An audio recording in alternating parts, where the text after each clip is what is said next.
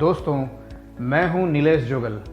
इस वीडियो में मैं आपसे बात करने वाला हूं सेफ्टी मैनेजमेंट की एक बहुत ही महत्वपूर्ण स्टडी, हीरा स्टडी, जिसका मतलब है hazards identification and risk assessment. दोस्तों, इस वीडियो के कंटेंट को अगर एक बार आप ठीक से देख लोगे तो मेरा मानना है कि हीरा स्टडी को आप ठीक समझ लोगे। इतना ही नहीं, लेकिन अपने कार्यस्थल पे, अपने वर्क प्लेस पे हीरा स्टडी आप खुद कर पाओगे। इस वीडियो में सबसे पहले हम देखेंगे कि हीरा स्टडी की एप्लीकेबिलिटी क्या है, मतलब कि हीरा स्टडी सही मायनों में कहाँ पर यूजफुल है, कहाँ उसका उपयोग करना चाहिए।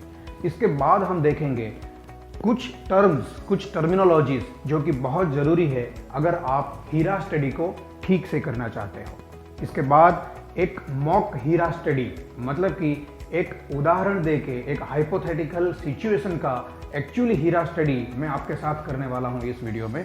और लास्ट में मैं आपको बताऊंगा कुछ ऐसे डूज एंड डोंट्स, कुछ ऐसी बातें जिसको ध्यान में रखनी पड़ेगी अगर हीरा स्टडी आप सही मायने में इफेक्टिवली करना चाहते हो।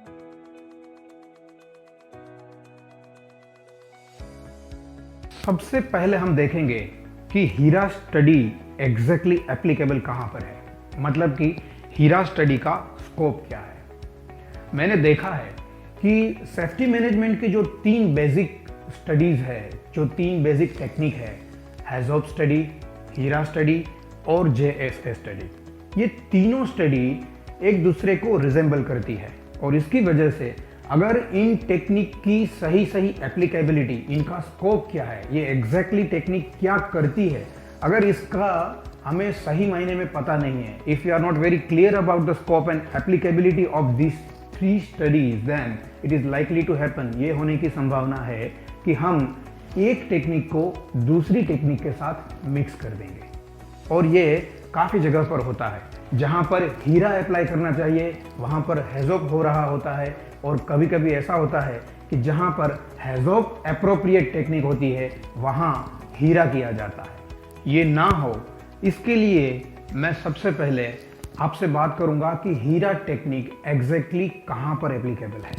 किसी भी industry, factory, work place, workshop या कोई भी ऐसी जगह जहाँ पर कुछ प्रोसेसिंग या मैन्युअल एक्टिविटीज होती है, वहाँ पर जो हैजार्ड्स है उसको 2 कैटेगरी में हम बांट सकते हैं। There are majorly 2 categories of the hazards. एक है प्रोसेस हैजार्ड्स, दूसरा है वर्क प्लेस हैजार्ड्स। दोनों को ठीक समझते हैं।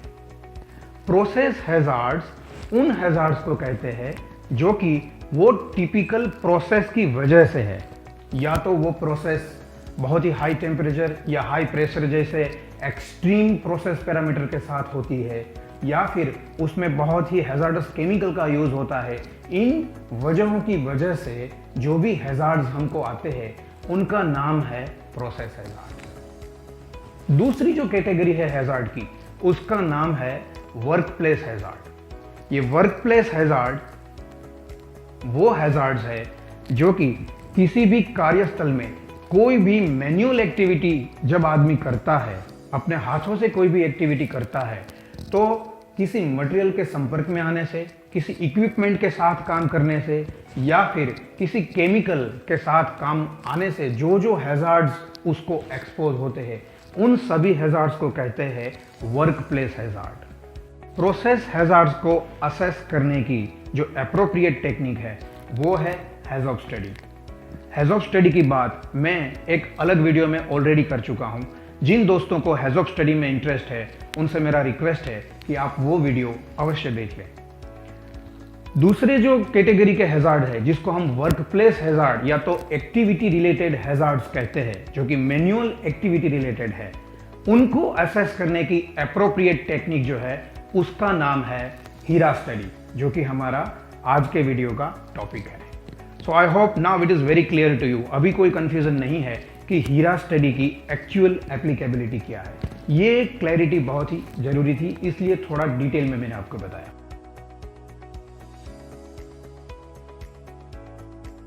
हीरा स्टडी ठीक से करने के लिए हीरा स्टडी में यूज होने वाली कुछ टर्मिनोलॉजीज को आपको ठीक से जानना पड़ेगा।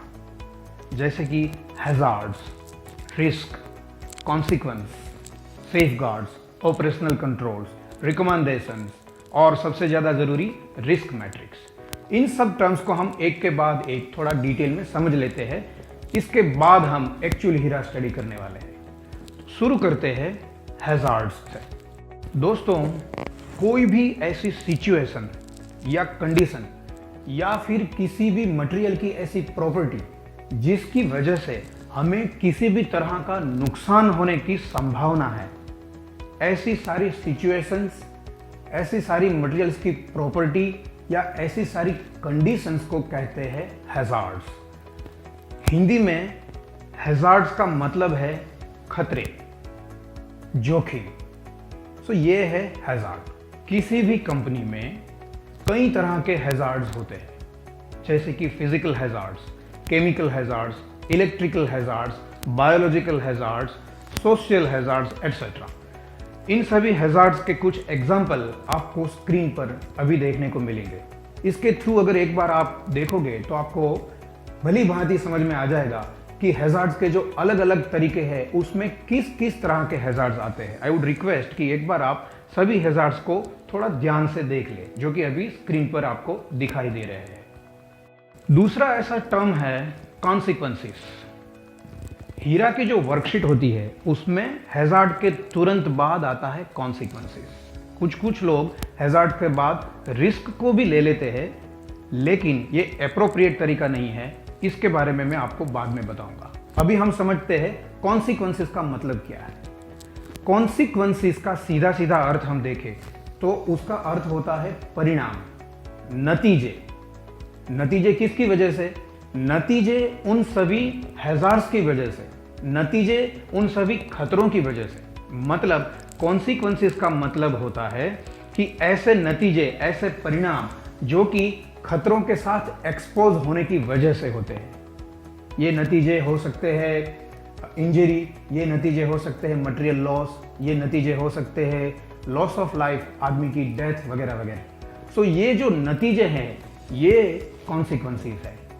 हैजार्ड्स कारण है और नतीजे उनका परिणाम है। हैजार्ड्स कोज है और नतीजे उनकी इफेक्ट है। इसके बाद हम समझते हैं सेफगार्ड्स को। सेफगार्ड का दूसरा मतलब बैरियर्स भी है, उसको कहीं कहीं पर ऑपरेशनल कंट्रोल्स या ऑपरेशनल मेजर्स भी बोलते हैं। ये सेफगार्ड क्या है? ये सेफगार्ड ऐसे बैरियर है जो कि हैजार्ड की वजह से जो कॉन्सिक्वेंस आने वाला है उसको रोक लेते हैं। सो द सेफगार्ड्स और operational controls are the barriers between hazards and consequences. Hazard को कॉन्सिक्वेंसेस में कन्वर्ट ना होने के लिए इंडस्ट्री में जो जो हम तरीके अपनाते हैं उनको सेफगार्ड कहते हैं। कौन कौन से हैं वो तरीके? एग्जाम्पल के तौर पे हम पीपीईज पहनते हैं, लोगों को ट्रेनिंग देते हैं, रेलिंग बनाते हैं, मटेरियल गार्डिंग करते हैं, रोटेटिंग पार्ट को गार्ड्स दे देते हैं। ये सारे बैरियर्स या तो सेफगार्ड्स हैं। अब समझते हैं रिकमेंडेशन का मतलब क्या होता है। रिकमेंडेशन का मतलब है सुझाव। कैसे सुझाव? ऐसे सुझाव जो कि हमारे हैजार्ड्स को कॉन्सिक्वेंसेस में कन्वर्ट नहीं होने देंगे। और ये क्यों कन्वर्ट हो रहे हैं? ये इसलिए हो रहे हैं क्योंकि अभी हमारे पास जो भी सेफगार्ड है वो एप्रोप्रिएट नहीं है। जब हमारे सेफगार्ड एडिक्वेट नहीं होते हैं, एप्रोप्रिएट नहीं होते हैं, तब सेफगार्ड होने के बावजूद भी रिस्क बचा रहता है। ऐसी कंडीशन में हमको एडिशनल सेफगार्ड देने पड़ते हैं और ये एडिशनल सेफगार्ड ही है हमारे रिकमेंडेशन। अब हम बात करेंगे रिस्क मैट्रिक्स की। दोस्तों, रिस्क मैट्रिक्स के बगैर हीरा स्टडी नहीं हो सकता है। रिस्क मैट्रिक्स में 3 कॉलम है और तीनों कॉलम का अपना अपना कोई महत्व है और इस तीनों कॉलम को ठीक से हमको समझना है।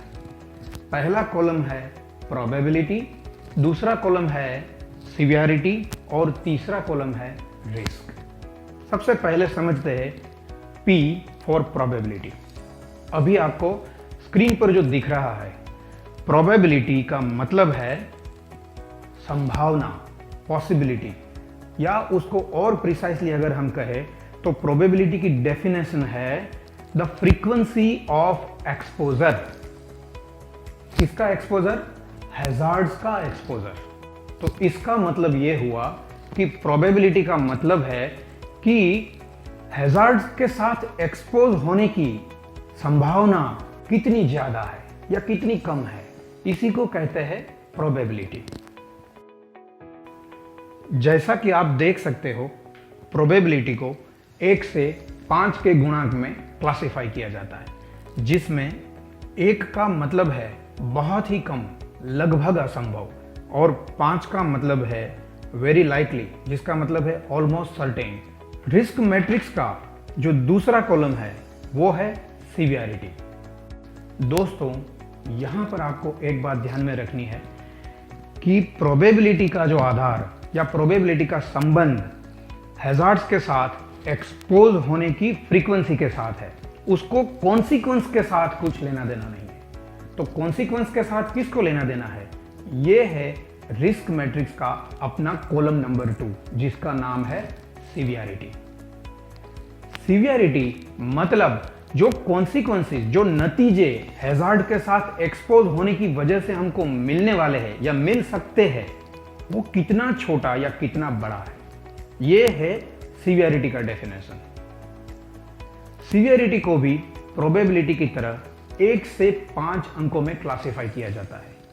जैसा कि आप स्क्रीन पर देख रहे हो, 1 मतलब बहुत ही माइनर, नेग्लिजिबल नुकसान या नतीजे या परिणाम, और 5 मतलब ऐसे कैटास्ट्रोफिक, बहुत बड़े नुकसान। तो प्रोबेबिलिटी का संबंध हैजार्ड्स के साथ है और सीवियरिटी का संबंध कॉन्सिक्वेंस के साथ है। अभी जो रिस्क मैट्रिक्स में बचता है वो है कॉलम नंबर 3, जिसका नाम है रिस्क। रिस्क 2 अलग अलग फैक्टर का गुणांक है। Risk is equal to probability into consequences. Probability और कॉन्सिक्वेंस के जो गुणांक आते हैं, इनको मल्टीप्लाई करके जो प्रोडक्ट हमें मिलता है वो है रिस्क। और रिस्क का क्लासिफिकेशन होता है लो, मीडियम और हाई। जैसा कि आप स्क्रीन पर देख रहे हो,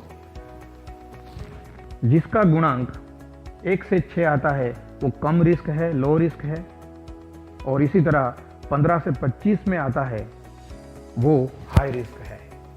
और जितना रिस्क ज़्यादा होगा उतना हमको सेफगार्ड, कंट्रोल मेजर्स ज़्यादा लेने पड़ेंगे, जिससे कि हम रिस्क को हाई से मॉडरेट में और मॉडरेट को लो में ला सके। सो ये थी बात रिस्क मैट्रिक्स की। तो दोस्तों, जैसा कि मैंने आपको बताया, अभी एक हाइपोथेटिकल सिचुएशन, एक एग्जाम्पल का, एक एक्टिविटी का एक्चुअल हीरा स्टडी हम लोग करने जा रहे हैं। सबसे पहले मैं आपको ये जो सिचुएशन या जो एक्टिविटीज़ हमने सिलेक्ट की है एग्जाम्पल के लिए, उसके बारे में थोड़ा डिस्क्रिप्शन दे दूं कि वो एक्टिविटी क्या है। एक्टिविटी का नाम है रिएक्टर रेसिड्यू रिमूवल एक्टिविटी। मतलब कि एक रिएक्शन ख़त्म हो गया है, ये आपका रिएक्टर आप देख सकते हो, रिएक्शन ख़त्म हो गया है, इसके नीचे बॉटम में कुछ रेसिड्यू पड़ा हुआ है, और इस रेसिड्यू को मैन्युअली हमें खाली करना है एक रेसिड्यू कलेक्शन टैंक में, जो कि आप देख सकते हो नीचे है रेसिड्यू कलेक्शन टैंक यहाँ पर। तो ये है हमारी एक्टिविटी, और इस एक्टिविटी के सीक्वेंस क्या है ये मैं बता देता हूँ। सबसे पहले रिएक्टर के टॉप में एक वेंट वाल्व है, उसको हम ओपन करेंगे। इसको ब्रीदिंग के लिए ओपन करना जरूरी है। प्रोसेस में हम डिटेल में नहीं जाएंगे, लेकिन हम यहाँ इतना ज़रूर समझ लेंगे कि ये हमारी एक एक्टिविटी का एक स्टेप है कि हम लोग सबसे पहले रिएक्टर के टॉप वेंट को खोलेंगे। इसके बाद हम करेंगे एक फ्लेक्सिबल होज, जो कि यहाँ पर आप देख सकते हो, एक फ्लेक्सिबल होज, उसका कनेक्शन करेंगे रिएक्टर के बॉटम वाल्व से लेके रेसिड्यू कलेक्शन टैंक जो है उसके आइसोलेशन वाल्व तक। ये हमारा दूसरा स्टेप हो जाएगा। उसके बाद हम लाइनअप करेंगे, मतलब कि रिएक्टर के बॉटम वाल्व को और कलेक्शन टैंक के इनलेट वाल को खोल देंगे और रेसिड्यू को ड्रेन करेंगे। ड्रेनिंग करने के बाद होज को डीकंटामिनेट करने के लिए रिएक्टर में थोड़ा पानी भरेंगे, जिससे कि वो पानी भी इस होज से कलेक्शन टैंक में चला जाए और इस तरह ये जो होज है वो डीकंटामिनेट हो जाए।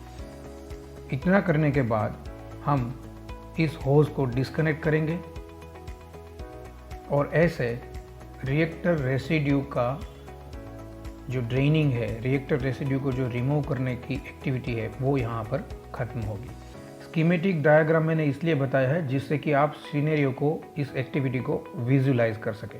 आपके यहाँ एक्चुअल कंडीशन कुछ अलग हो सकती है, लेकिन इस उदाहरण को लेके जो हम हीरा स्टडी करेंगे उससे कॉन्सेप्ट को समझने में आपको काफ़ी आसानी रहेगी। अब हम जाते हैं हीरा की वर्कशीट में। ये है टिपिकल हीरा की वर्कशीट। दोस्तों, आपने जो वर्कशीट देखी होंगी या भविष्य में भी कभी आप देखेंगे तो हो सकता है उसका फॉर्मेट मैंने जो आपको स्क्रीन पे दिखाई है उस वर्कशीट के फॉर्मेट से अलग हो। हीरा की वर्कशीट का ग्लोबली एक्सेप्टेड एक स्टैंडर्ड, एक ही फॉर्मेट नहीं है। हर एक कंपनी अपने हिसाब से हीरा की वर्कशीट को कस्टमाइज करती है। हमें ध्यान में ये रखना है कि हीरा का जो पर्पस है, हीरा का जो स्कोप है, उसको ध्यान में रखते हुए मॉडिफिकेशंस चाहे जो भी करे, लेकिन वर्कशीट को इस तरह से डिज़ाइन करे कि बेसिक उसका पर्पस बना रहे। तो हम शुरू करते हैं वर्कशीट को समझने की। सबसे पहले यहाँ पहले दो जो रो है उसमें सिर्फ बेसिक इन्फॉर्मेशन है, कौन से प्लांट के लिए हीरा स्टडी हो रही है, कौन से सेक्शन के लिए हो रही है, इस हीरा स्टडी का डॉक्यूमेंट नंबर क्या है, कब हमने ये स्टडी की है और टीम में किन किन लोगों ने पार्टिसिपेट किया, ये सारी बेसिक डिटेल्स हम लोग यहाँ पर भर देते हैं। Now coming to the main content of the HIRA worksheet. सबसे पहला स्टेप है हमारा कि मेन एक्टिविटी को आइडेंटिफाई करना। जैसा कि मैं पहले बता चुका हूँ, हमने जो आइडेंटिफाई की है एक्टिविटी, जो केस, वो है draining of bottom residue of reactor. मतलब रिएक्टर के बॉटम रेसिड्यू को ड्रेन करना है हमको कलेक्शन टैंक में। ये है मेन एक्टिविटी। इस मेन एक्टिविटी को सब एक्टिविटीज़ में, सब स्टेप्स में हमें डिवाइड करना है। तो जैसा कि मैं आपको समझा चुका हूँ, इसके सब स्टेप्स हैं opening of reactor top went, बाद में फ्लेक्सिबल होज कनेक्शन, बाद में लाइनअप करना आइसोलेशन वाल्व्स वगैरह को, बाद में ड्रेनिंग करना, उसके बाद होज को डीकंटामिनेट करना और बाद में वाल्व्स को आइसोलेट करना और फाइनली अनलोडिंग होज को डिस्कनेक्ट करना। सो इस तरह से मेन एक्टिविटी को सब एक्टिविटीज़ में हमें डिवाइड करना है और सभी सब एक्टिविटी को एक एक रो में हमें डिफरेंटली लिख देना है। अभी हम जो हमारी पहली सब एक्टिविटी है, पहला सब स्टेप है, उसका एक सब एक्टिविटी का हीरा स्टडी हम लोग शुरू करने जा रहे हैं।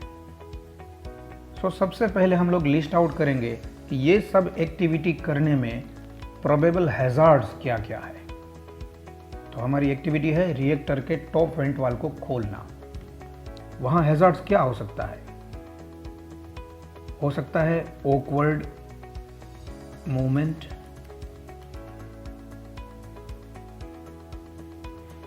मान लेते हैं वहाँ पर कोई प्रॉपर रेलिंग वगैरह नहीं है, तो इनएप्रोप्रिएट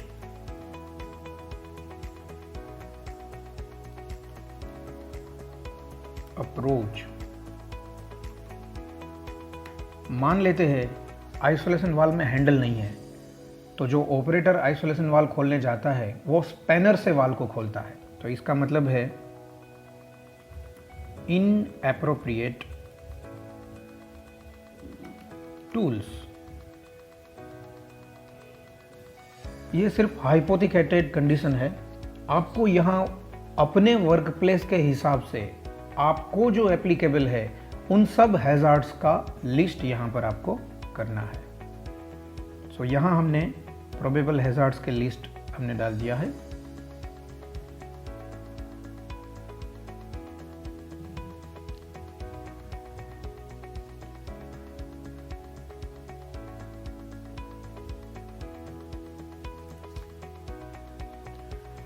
अब हमें नेक्स्ट जो कॉलम है उसमें लिखना है कॉन्सिक्वेंसेस। कॉन्सिक्वेंसेस मतलब अगर इस हैजार्ड्स से हमारा एक्सपोजर होता है तो क्या परिणाम आ सकता है।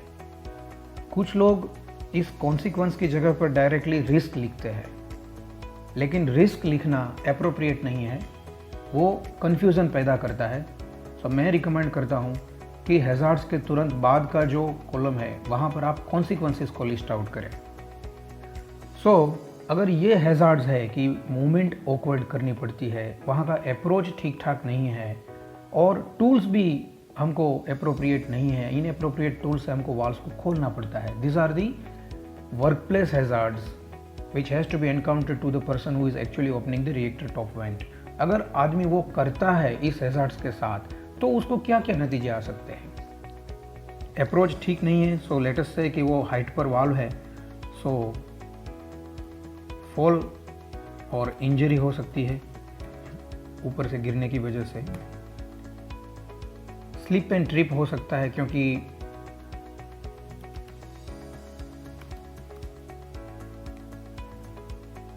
टूल्स एप्रोप्रिएट नहीं है। इसके साथ साथ क्योंकि रिएक्टर वेंट वाल्व को खोलेंगे तो शायद हो सकता है कि केमिकल एक्सपोजर भी हो सकता है, सो उसकी वजह से इरिटेशन होगा। तो यहाँ पर एक हैजार्ड आ जाएगा, केमिकल एक्सपोजर लेट अस से।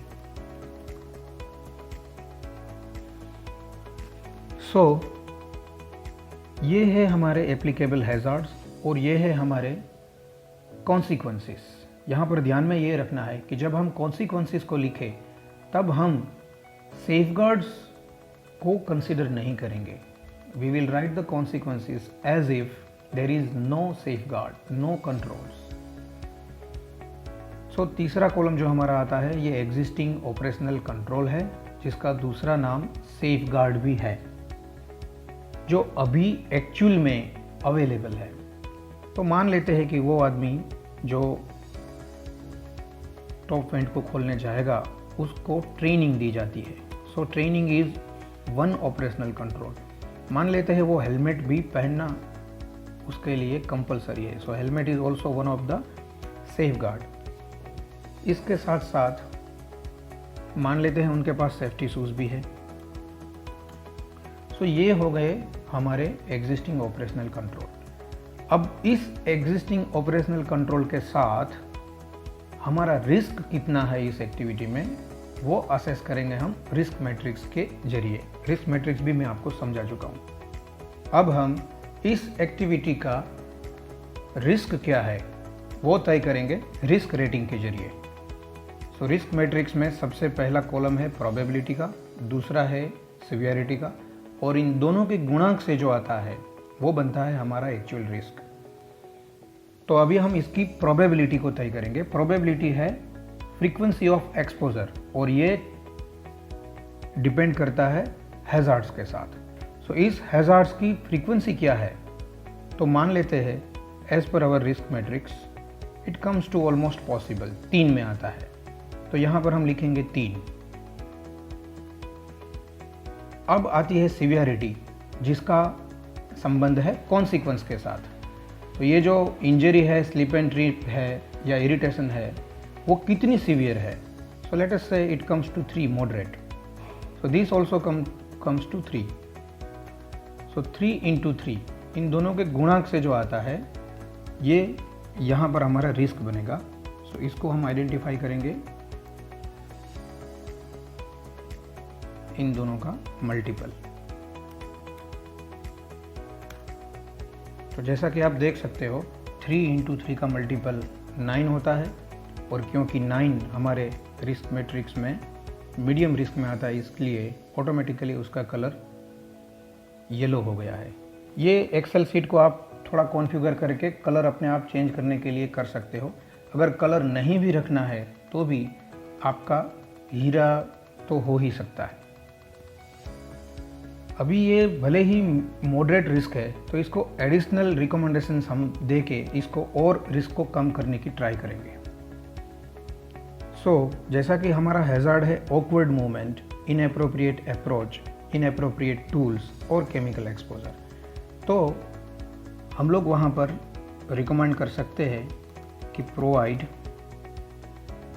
Permanent platform for adequate approach. इसके साथ दूसरा हम रिकमेंडेशन दे सकते हैं, use of chemical mask to be made compulsory. आपके अपने केस में आप और भी अलग अलग तरीके के रिकमेंडेशंस दे सकते हो। इसी तरह से ये एक सब एक्टिविटी के हैज़ार्ड्स को आइडेंटिफाई किया जाता है, बाद में उसके कॉन्सिक्वेंसेस को लिस्ट आउट किया जाता है। अभी ऑलरेडी हमारे यहाँ कौन कौन से सेफगार्ड या तो कंट्रोल मेजर्स लिए जाते हैं वो लिस्ट आउट किया जाता है, और बाद में रिस्क असेसमेंट होता है रिस्क मैट्रिक्स के द्वारा, जिसमें प्रोबेबिलिटी और सीवियरिटी इन दोनों को आइडेंटिफाई करके एक्चुअल रिस्क हमारा हाई, मीडियम या लो कौन सा है वो तय किया जाता है। और अगर रिस्क हाई या तो मीडियम है तो हमें एडिशनल रिकमेंडेशन लेने होंगे जिससे कि रिस्क और कम हो सके। ये है बेसिक प्रिंसिपल हीरा स्टडी का। इसी तरह आपको बाकी जितनी भी सब एक्टिविटी है उन सब के लिए सेम प्रोसीजर रिपीट करनी चाहिए।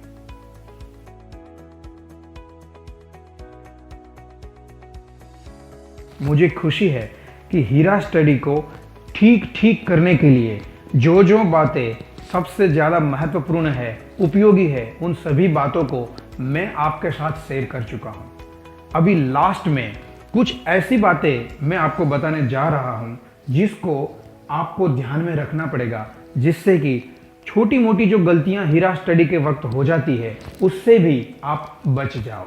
सबसे बड़ी गलती इंडस्ट्रीज में जो होती है वो है जनरलाइज्ड हीरा स्टडी। जी हाँ, इसका मतलब है कुछ जगह पर ऐसा होता है कि एक एक्टिविटी की हीरा स्टडी को सभी जगह पर इक्वली अप्लाई किया जाता है। फॉर एग्जाम्पल, एक टैंकर अनलोडिंग की हीरा स्टडी की गई, मानो कि वो मिथेनॉल की टैंकर की अनलोडिंग की हीरा स्टडी है। फिर कंपनी में जहां जहां भी टैंकर अनलोडिंग एक्टिविटी होती होगी वहां वो सेम हीरा शीट को अप्लाई करते हैं। ये एक गलत तरीका है। This is not the right approach. इसमें गलती होने की क्या संभावना है कि जब हमने टैंकर अनलोडिंग की हीरा स्टडी की तब हमने मिथेनॉल को कंसिडर किया, तब हमने उस वर्क प्लेस को कंसिडर किया जहां पर एक्चुअली मिथेनॉल की टैंकर का अनलोडिंग होता है। दूसरी जगह पर भले ही वहां टैंकर का ही अनलोडिंग होता है, लेकिन वहां का वर्क प्लेस अलग है, वहां के हैजार्ड्स अलग है, वहां की सिचुएशन अलग है, शायद वहां का केमिकल भी अलग है। इसलिए एक ही जनरलाइज्ड हीरा स्टडी सब जगह पर अप्लाई नहीं करनी चाहिए। We need to be specific. भले ही वो एक ही तरह की एक्टिविटी हो, लेकिन अगर वर्क प्लेस अलग हो तो वहां फ्रेश हीरा स्टडी करनी चाहिए, क्योंकि जैसा कि हम पहले समझ चुके हैं कि हीरा स्टडी फोकस करता है वर्क प्लेस हैजार्ड्स के ऊपर, कार्यस्थल के हैजार्ड्स के ऊपर। अगर कार्यस्थल बदल जाता है, वर्क प्लेस बदल जाता है, तो ऑब्वियसली हीरा स्टडी की वर्कशीट भी बदल जाती है, रिकमेंडेशंस भी बदल जाते हैं। दूसरी एक सूचना मैं आप सबको देना चाहूंगा, हीरा स्टडी करने के लिए जब आप बैठे तब उस स्टडी के लिए जो भी टीम मेंबर्स है उनको खास जरूरी है कि वो एक बार उस वर्क प्लेस को विजिट कर ले जिसकी हीरा स्टडी वो लोग कर रहे हैं। जब आप वर्क प्लेस को फिजिकली विजुलाइज करते हो, फिजिकली विजिट करते हो, तभी आपको काफी सारे हैजार्ड्स सही मायने में समझ आते हैं, जो कि आप भूल सकते हो अगर आपने ऑफिस में बैठ के हीरा स्टडी कर ली। So my strong recommendation is the entire team must visit the work place which is under the consideration of HIRA study. So friends, मैं आशा करता हूं हीरा स्टडी की एप्लीकेबिलिटी को, स्कोप को आप ठीक ठीक समझ चुके हो। हीरा स्टडी में जो टर्मिनोलॉजी यूज होती है इसको आप ठीक ठीक समझ चुके हो। हीरा स्टडी की जो वर्कशीट है उसको भी आपने देख चुके हो, आप समझ चुके हो। और फाइनली कुछ टिप्स भी मैं आपको दे चुका हूं। मैं आशा करता हूं आपका जो कार्यस्थल है, आपका जो वर्क प्लेस है, वहां की हीरा स्टडी इस वीडियो को देखने के बाद आप खुद कर पाओ। सीखते रहिए, बढ़ते रहिए। नमस्कार।